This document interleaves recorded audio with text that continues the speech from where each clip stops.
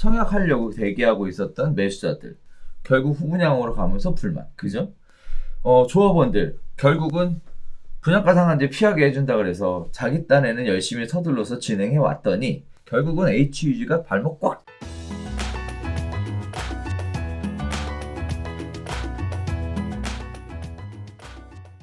자, 7번째 마지막 이야기입니다. 공급이 부족한데 분상제의 재건축 36,000가구가 후분양으로 지금 급히 전환되고 있는 모습들입니다.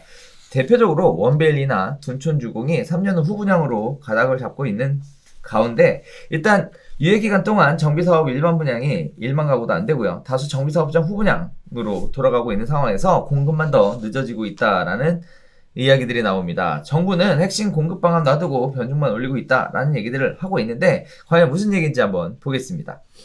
자, 전반적으로 정비사업장의 민간택지 분양가 상한제 유예 만료 기간이 2주 앞으로 다가온 가운데 서울에서 추진 중인 36,000여 가구 규모의 재개발 재건축 사업장들이 후분양으로 방향을 전환했다라는 얘기입니다.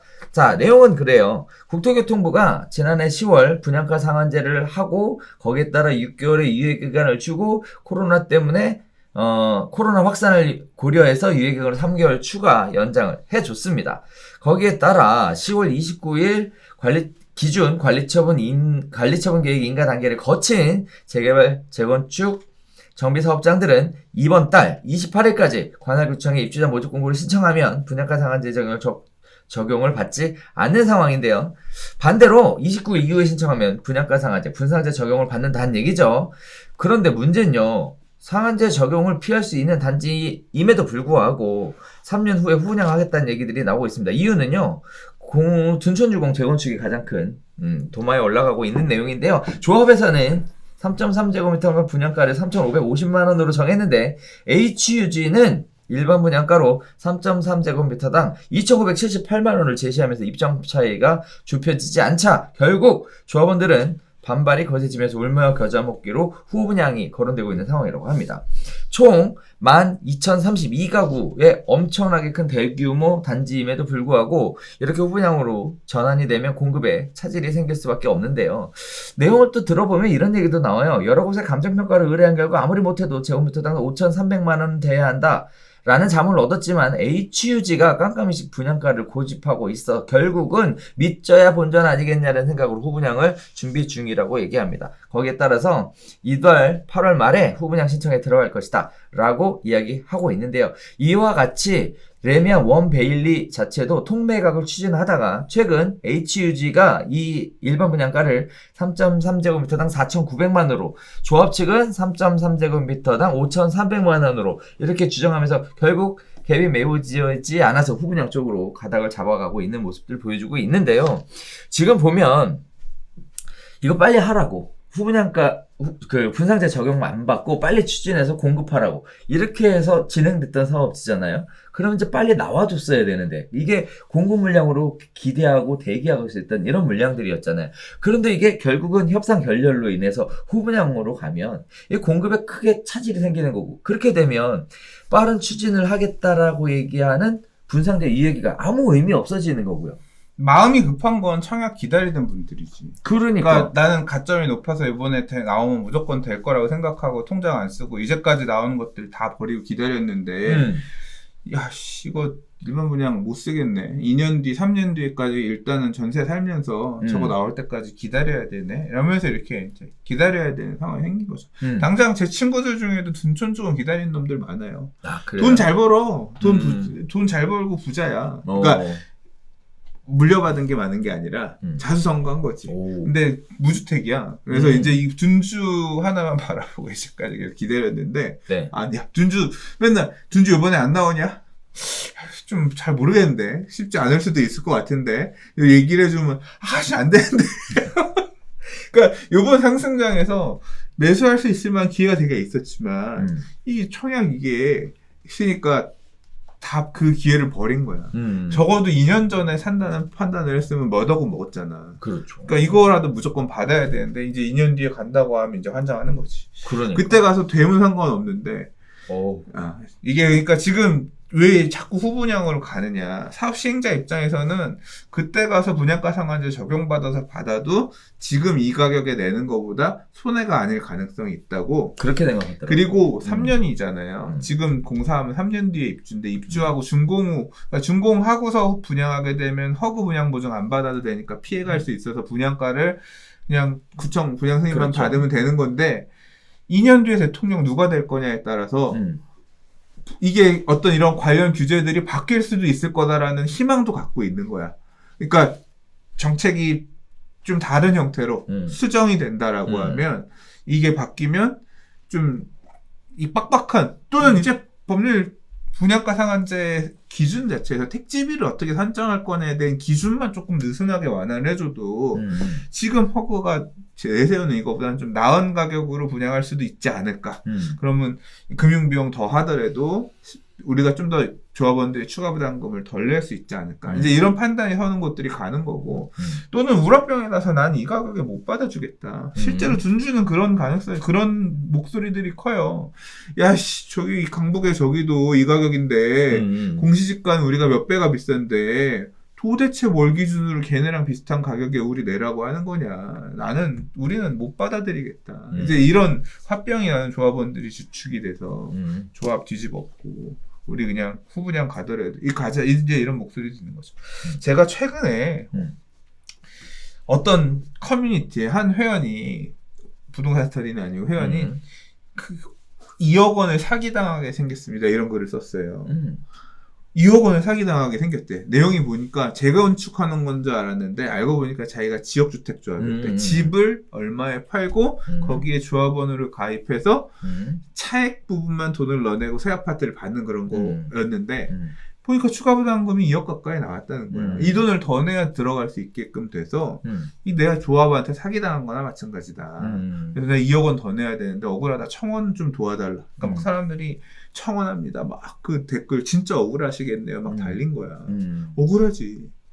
그게 뭐가 억울해. 내가 생각, 물론 억울하긴 한데 지역주택 조합 사업이라는 걸 잘 몰라서 억울한 상황이 발생한 부분도 이해를 해. 그리고 사업을 지역주택 조합이 사업을 하는 과정에 비용이 더 드러나서 돈을 더 내게 생긴 거잖아. 뭐 어떻게 민간 사업이기 때문에 지역주택 조합 사업은 그렇게 젖으면 뭐 억울하고 뭐 좀 이런 게 있을지 모르겠는데 재개발 재건축은 지역주택 조합하고는 비교도 안 되게 억울한 거예요. 분양가 상한제도 피했고 다 갔는데 갑자기 소급해가지고 분양가 주택 주거 안정이라는 공익이 조합원들의 기대 이익보다 크다는 이유로 둔촌주공 이런 데들은 갑자기 분상 적용을 두들겨 맞게끔 된 거잖아요. 그렇죠. 우리는 분상제 피했기 때문에 우리가 원래 법에서는 분양가 상한제 피했기 때문에 우리는 그냥 준공 후분양으로 갈래. 이렇게 계획을 다 세워 가다가 갑자기 아니야 니들도 적용이야. 다 이렇게 해서 지금 수억 원의 부담금을 정부의 정책에 따라 내게끔 생긴 데들이 엄청나게 많아. 이 사람들은 진짜 황당하지. 말도 안 되는 거야. 나도 그래. 나도 몇 억 더 내야 돼. 근데 정부가 이렇게 하는 거에 대해서는 야, 그 지역주택조합 2억 원 추가 부담금 더 내게 생겼다고 억울하다고 공감 찍은 사람들은 재건축 조합원들 몇 억씩 더 내게 된 것도 억울하다고 공감 찍어줘야 돼. 내가 생각할 때 그런 거지. 지금 왜 이 다 난리가 났냐. 일반 분양 계약자들에게 저렴하게 분양하기, 당첨만 되면 8억, 10억 프리미엄이 붙는데 당첨만 되면 8억을 먹는 거야. 그거 먹을 거 만들어 주려고 조합원들이 몇 억씩 추가 부담금 내는 그런 상황을 됐단 말이야. 응? 근데 억울한 사람 이런 조합원들 이 소요 사업 시행이 그러니까 이게 결국 뭐냐면 그러니까 시장 개입을 정부가 되게 빡빡하게 되게 적극적으로 한 거잖아요. 그것 때문에 지금 청약시장 때문에 많은 게 무너지고 있는 거잖아. 조합원들도 내야 되고 그런 상황을 지금 감수하면서 버티고 있는 거잖아. 사실 이거 내용 잘 보면 이런 것 같아요. 청약하려고 대기하고 있었던 매수자들 결국 후분양으로 가면서 불만, 그죠? 조합원들 결국은 분양가 상한제 피하게 해준다 그래서 자기 딴에는 열심히 서둘러서 진행해 왔더니 결국은 HUG가 발목 꽉 우리 이거 별별스 할 때 했거든. HUG가 발목을 잡을 것이다. 과연 그걸 통과시켜 주겠느냐 라는 얘기했는데 결국은 잡혔죠. 그래서 결국은 조합원들도 불만. 도대체 이 게임에서 해피한 사람은 누군가? 이거 참 많은 사람들이 모두가 불만이 해피한 사람은 있어. 이거 일반 분양 싸게 받는 사람. 나중에 그 몇몇은 해피해. 나중에 가서 그렇지. 그 몇몇을 위해 이제 이 이게 모든 준공후 사람들이- 분양으로 가서 분양가 상한제 적용되면 어떤 기가 막힌 상황이 발생하냐면요. 준공후 분양이니까 다 짓고 나서 후분양하잖아. 그렇죠. 이 분양가가 얼마냐면 예를 들어서 막 지금 얘기하는 것처럼 지금 2,900 얼마에 둔주를 분양하려고 했잖아. 분상 적용했더니 2,900 얼마가 만약에 나왔어. 그러면 30평대 분양가가 뭐 9억 정도 하는 거잖아요. 근데 입주할 때 가보니까 전세는 14억이야. 근데 분양가는 9억이야. 그렇지. 중고 분양이니까 다 지어졌잖아. 그렇지. 분양에 9억에 분양 받아서 14억에 전세 놓으면 되는 것이. 물론 이게 분양가 상한제 주택은 거주 의무 이런 게 붙기 때문에 전세 못 놓지만 그것만 딱 채우고 전세만 놔도 그 상황이 만들어지는 거야. 이게 시장 왜곡이지. 말도 안 되는 시장 왜곡이지. 그걸 정부가 주장하고 있는 거지. 그러니까요. 그래서 정책을 지금 잘못 써가지고 모두가 불만인 이런 상황들이 만들어져 가고 있고, 그리고 뭐 소장님 얘기하셨던 대로 나중에 분양받은 사람이 말 그대로 그놈이 다 먹는 거야. 그 사람들 먹을 거 만들어주기 위해 오랫동안 무주택으로 있으면서 고생한 거에 대해서 이게 무주택도 이것도 그러니까 계속 뭐냐면 아까 난 인천국제공원 사태가 계속 그게 자꾸 오버랩이 되는 게 혜택을 받는 소수는 자꾸 나와. 배려를 해주기 위해서. 걔네는 해피해. 나머지 그걸 받아먹지 못한 나머지들은 계속 불행하다니까. 마치 그런 거야. 너는 혜택을 줄게. 받아먹은 놈은 계속 그런 우리는 노력하겠습니다. 받아먹은 놈들은 해피해. 거기에서 빠져있는 사람들은 황당하지. 다 못 받고 제일 불행한 사람 걸로 남아있게 되는 거라니까요. 이게 청약 정책이 이것만 이런 게 아니에요. 지금 이번에 생애 최초 물량들 확보하고 이런 것 때문에 공공 물량도 보면 되게 황당해요. 공공주택이 옛날 같은 경우는 보면 특별 공급 이런 게 별로 없어서 그냥 청약가 좀 오랫동안 청약 통장 많이 부었던 순으로 받아갔어요. 근데 요새는 특별 공급 물량이 80%? 85% 늘어난대나?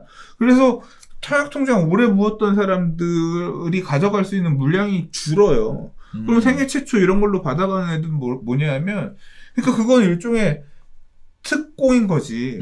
그거에 혜택 있는 애들이 나오면서 결국 뭐냐면 물량은 정해져 있는데 혜택 받은 놈은 먼저 받아먹고 못 받은 애는 배제되고 그게 계속 반복되는 거야. 그러니까. 그러니까 참. 그거 어떻게? 어? 어떻게? 몰라. 그러니까 이게 세심한 제도가 이렇게 많은 사람들을 구원해 줄 것 같지만 결국 그게 제도가 내가 당첨 안 되면 다 필요 없는 얘기야. 세상은 뭐 같고 불평등하고. 이제 부동산 정책을 좀 쓸 때 좀 처음에 정부가 들어와서 장기적인 전략이라는 걸 세워놓고 거기에 맞춰 추진하려고 했어요. 그런데 이제 그게 잘못됐다라는 것을 인지를 한 상황이잖아요. 그럼 그 다음 대책을 세울 때도 뭐 장기적인 관점에서 들어갔으면 하는데 우리 되도 않는 얘기를 하지 맙시다. 알았어. 말도 안 되는 얘기. 알았어. 첫 단추가 잘못 끼워졌고 이 단추는 바꿔 끼워지. 이걸 첫 단추를 잘못 끼워졌으면 풀어서 이걸 다시 해야 되는데 첫 단추가 잘못 끼워졌다는 걸 인정하지 않아. 그래, 그 얘기. 그래서 장기적이란 건 있을 수가 없어. 내가 보니까 이게 이 색깔에 따라서 전혀 생각하는 이 간격이 너무 크기 때문에 그냥 결국은 내가 파도를 잘 타고 이 파도하에서 이렇게 갔다 저렇게 갔다를 잘 하면서 이게 지난 정부에서는 제발 주택 좀 분양 받으셔서 임대사업자 좀 그래, 해주사라. 그렇게 해주었던 놈도 국토부 장관이고 본인도 스스로 두 채였으면서 두 채는 적폐라고 하고 있는 그런 국토부 장관도 또 그냥 그때그때 맞춰서 그러니까 사는 수밖에 없어. 그렇게 정책을 하니까 다 국민들도 그때그때 맞춰서 사는 거지 뭐. 그러니까 뭐 장기적인 정책 이런 게 아니라 그때그때 맞춰서 하자. 자, 지금 7.20 대책 이후에 일주일 동안 벌어졌던 사건 사고들을 가지고 이슈들을 가지고 사건 사고를 하면 안 되겠구나. 이슈들을 가지고 이야기 나눠봤는데 보면 진짜 뭐 여러 가지 분야와 영역에서 시끄러운 얘기들이 계속 흘리고 있습니다. 이게 안정이 좀 됐으면 하는데 이 스트레스 지수가 만만치 않은 것 같아요. 나 술 끊었다 그랬잖아요. 6개월 정도. 다시 시작이에요? 나 지난주에 먹었어. 도저히 안 되겠더라고. 그래요? 술 먹었어요. 네. 지난주가 아니라 어제. 네, 그제 먹었어요. 네. 자, 그래서 모두가 행복하게 웃을 수 있는 그날이 오기를 혹시라도 요만큼이라도 기대해보면서 자, 저희가 준비한 소식은 여기서 마무리 짓도록 하겠습니다. 다음 주에 새로운 소식 가지고 찾아뵙도록 할게요. 감사합니다.